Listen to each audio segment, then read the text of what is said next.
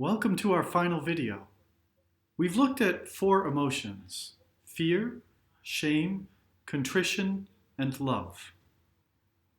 Of course, it's possible to pray with any of these emotions, to meditatively develop the ones that seem helpful for our relationship with God, and to mitigate those that seem inappropriate. This final video is more practical.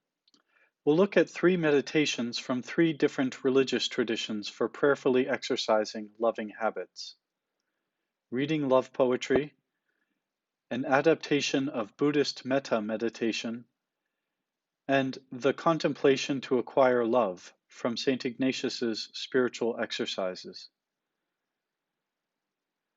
These 3 meditations are all spiritual exercises, workout routines for the soul. Spiritual exercises are often techniques for developing emotional habits. They train our affective patterns to be attracted to what is worthwhile and to resist what is unworthy. It's helpful to keep a few guidelines in mind. Firstly, some spiritual exercises work well for some people and not for others. We can choose the ones that best fit our context and needs. Also, these exercises can be easily adapted to suit our particular journeys. Secondly, all of these exercises work on the principle that practice makes perfect. Repetition is the key. Developing habits takes time. Thirdly, if we're serious about growth in the affective dimensions of our prayer, it's helpful to be in discussion with a knowledgeable friend, mentor, spiritual director, or teacher. A wise guide can help us to recognize and work around challenges and pitfalls. The first spiritual exercise is meditating on love poetry.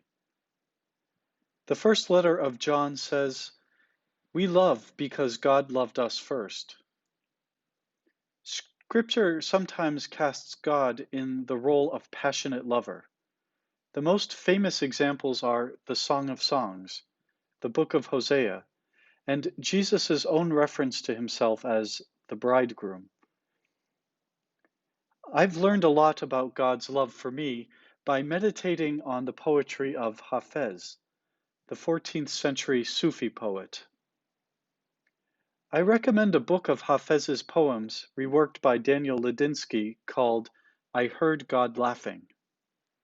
It's chock full of images of God yearning, desiring, coming close, kissing, and so on.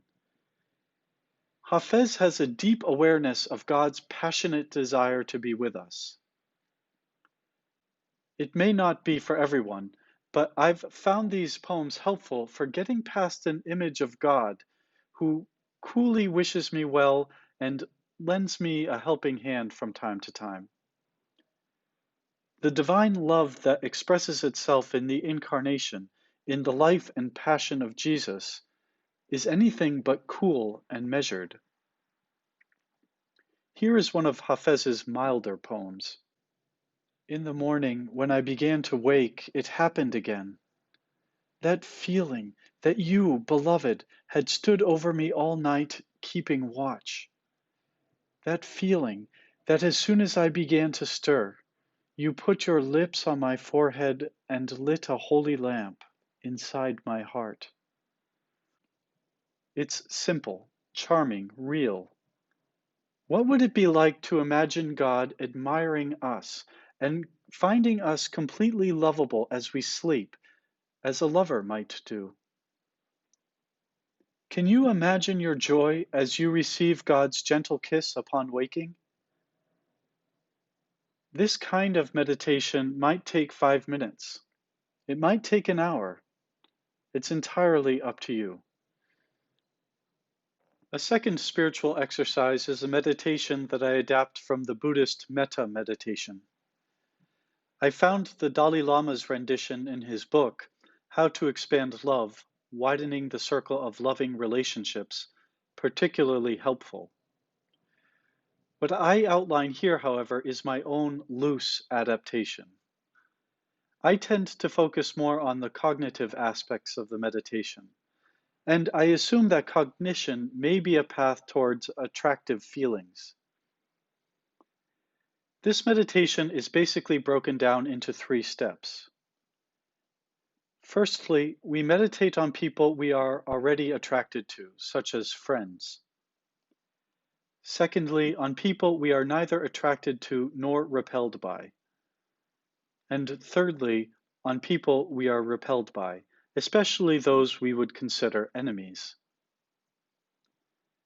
The meditation begins by imagining the person you love most, perhaps a family member, a spouse, a partner, or a best friend. Imagine scenes that characterize what you love about this person: his sensitivity, her tenderness, his willingness to help, her availability. Spend a considerable amount of time just imagining this person until you can feel your love for the person. The feeling is essential. Pay close attention to the feeling. Etch it in your memory. This is the feeling we wish to foster towards all people. Repeat this exercise with other friends, each individually, before moving on to people towards whom we have no particular feelings, and finally, people towards whom we harbor mostly negative feelings, the people we just can't stand, or even those we consider enemies. When it comes to neutral people and enemies, it's important not to invent aspects of their personality that we might find lovable. As I understand it, this is an exercise in becoming aware of the aspects of people that are already lovable, but that we tend to overlook. This exercise fosters a new way of noticing some of the people in our lives. For both neutral people and enemies, we might imagine scenarios in which we treasure these lovable characteristics, and in which these people are our best friends. The point is not to force ourselves to feel in a certain way. The feelings will arise of themselves. To borrow from Hafez, God will light a holy lamp in our hearts. The goal is to experience the same feeling towards neutral people and enemies that we already experience towards our best friend. This meditation, performed for relatively short intervals every day, may take weeks, months, or even years to complete. And when it's completed, we start again, this time desiring happiness for those we meditate on. And when we get through that, we start again, this time committing ourselves to doing whatever is in our power to bring about the happiness of those people. This meditation starts easy and gets progressively more challenging. It forms a habit of loving by building on our strengths. It gets us into the habit of feeling towards everyone the love we feel towards those closest to us. The third spiritual exercise comes from St. Ignatius's own spiritual exercises. It's called the contemplation to acquire love. By way of introduction, Ignatius offers 2 observations. Firstly, love ought to be expressed more in deeds than in words. Secondly, love requires 2 parties that give and receive. It's not just about being loved or being loving. It's about both feeling oneself to be loved and loving another. To prepare, turn your thoughts towards God. Imagine God lovingly gazing at you. Go further and imagine the angels and saints interceding for you. You have your own personal cheering squad in heaven. Ask God for knowledge of all the good things God has given you, so that, being entirely grateful, you will be able to love God in everything. The first step. Call to mind all of the gifts that God has given to you. Creation, redemption, and other gifts. Meditate on these gifts until you not only recognize them, but feel genuine gratitude. Then consider what gift you might make to God in return. Meditate on this until you feel the desire to offer this gift. Then pray, "Take, Lord, receive all my liberty, my memory, my thoughts, my entire will, all that I have and possess. You gave it all to me. To you, Lord, I return it. All is yours, Lord. Use it as you will. Give me your love and grace. This is enough for me." Second step. Consider how God dwells in everything, in inanimate objects, in plants, in animals, and in human beings. Consider how God dwells in you, how God gives you being, animates you, gives you sensations, gives you understanding. God makes of you a temple, fashioned in God's own image and likeness. Meditate on these things until you feel gratitude. Consider what offering you might make to God in return until you feel the desire to offer this gift. As above, pray, "Take, Lord, receive," and so on. Third step. Consider how God is working for your benefit in all created things, how God is working through you for your own good. And repeat the steps above. Fourth step. Consider how all good things come from God. Things such as justice, goodness, mercy, and so on. These things come forth from God as rays from the sun, as water from a fountain. Consider your own offering and pray the prayer above.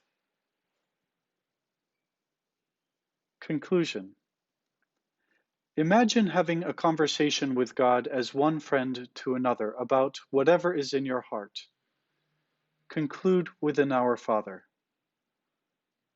This meditation may be done over the course of several prayer periods, days, or even weeks. These three meditations each present their own challenges and gifts. I think repetition is the key. Forming new habits takes focus, time, commitment, and effort.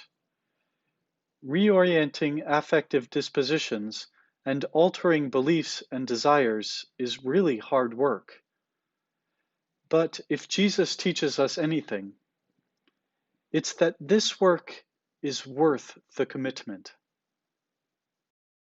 In our time together, we've explored the role that emotions play in our lives as believers.